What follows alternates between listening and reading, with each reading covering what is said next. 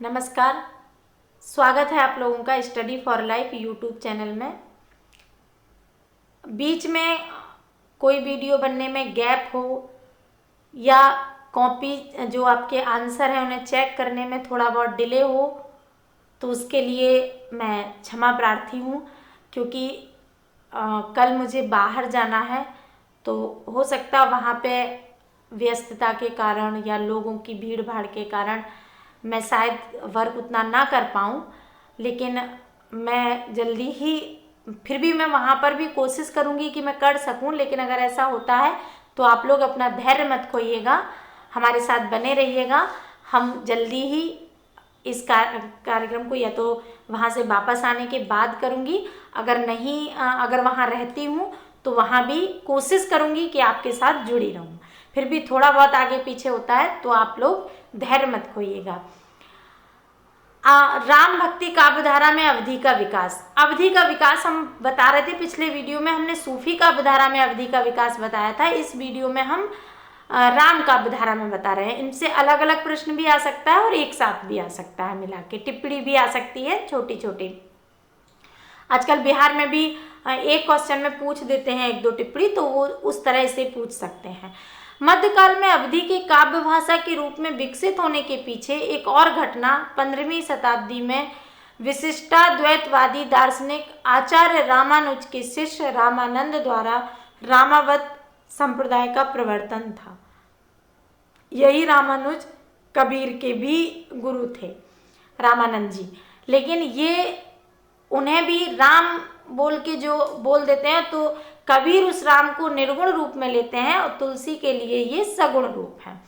इस धारा के प्रधान कवि तुलसीदास हैं। रामचरितमानस हिंदी की ही नहीं, विश्व की सभी भाषाओं में सफलतम तथा श्रेष्ठतम ग्रंथों में से एक है। और इसका कोई प्रूफ नहीं देना है, क्योंकि जो रचना हमारे पूजा घरों में पहुंच गई, उससे बड़ी रचना तो कोई हो ही नहीं सकती। हमारे तुलसी बाबा हमारे भगवान के बगल में बैठते हैं, बगल में विराजमान होते हैं, तो उनका स्थान बहुत ऊंचा हो गया। किसी भी कवि को ऐसे कवि से ईर्ष्या होना स्वाभाविक हो सकता है। अब तक अवधि में काव्य रचना करने वाले कवि प्रायः उस सूफी परंपरा से थे जिनको कुछ हद तक अपभ्रंश और फारसी काव्य परंपरा का तो ज्ञान था, पर जो संस्कृत काव्य परंपरा से अनभिज्ञ थे। तुलसी के रूप में अवधि को एक ऐसा कवि मिला जिसने संस्कृत परंपरा का भी गहरा अध्ययन किया हुआ था।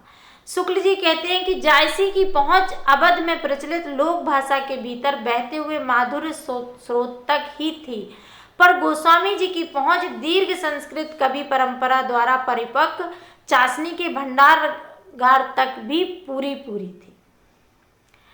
तुलसी संस्कृत परंपरा से भी विद्वान। तुलसी का जो वोकैब था, जो शब्दकोश था, वो बहुत मजबूत था, बहुत बड़ा था।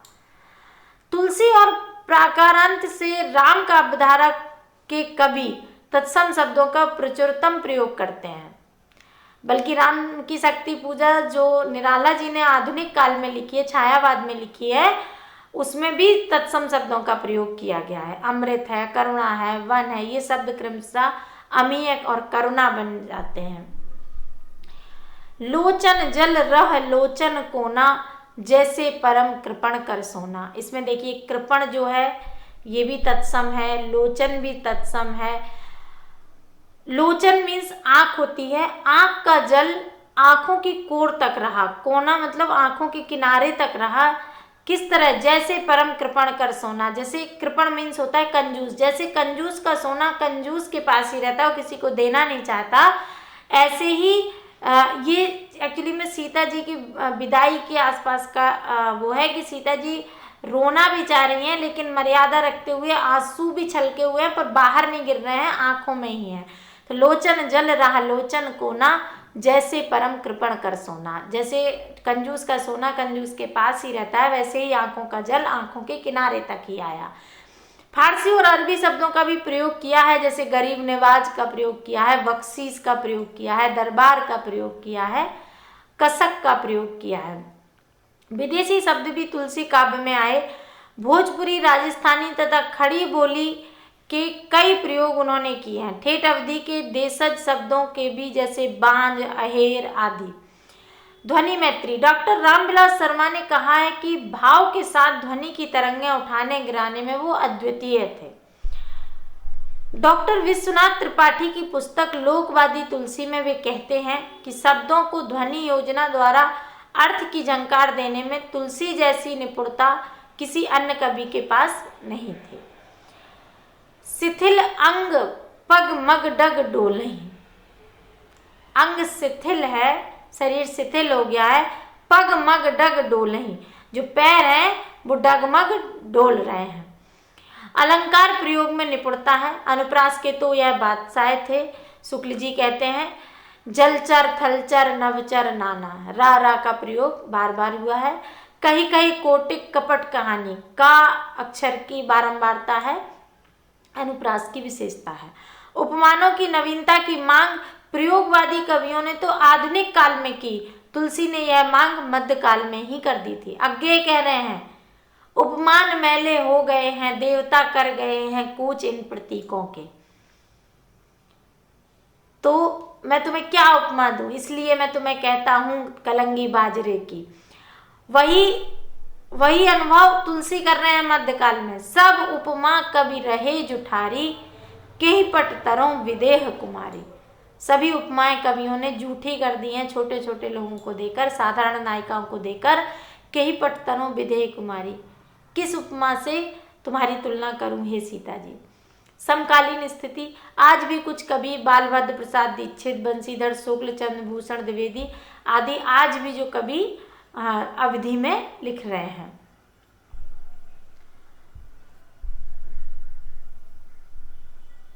अवधि की शक्तियां। अवधि की शक्तियां हैं कि ना यह ब्रज की तरह अत्यंत कोमल और संगीतात्मक बोली है और ना ही खड़ी बोली और हरियाणवी की तरह अत्यंत कठोर है। लचीलापन अवधि का दूसरा बड़ा गुण है। अवधि भाषा का एक प्रमुख गुण उसमें निहित ठहराव व बांधने की क्षमता है, जिसका परिणाम यह हुआ कि प्रबंध काव्यों के लिए अवधि एक सहज भाषा बन गई।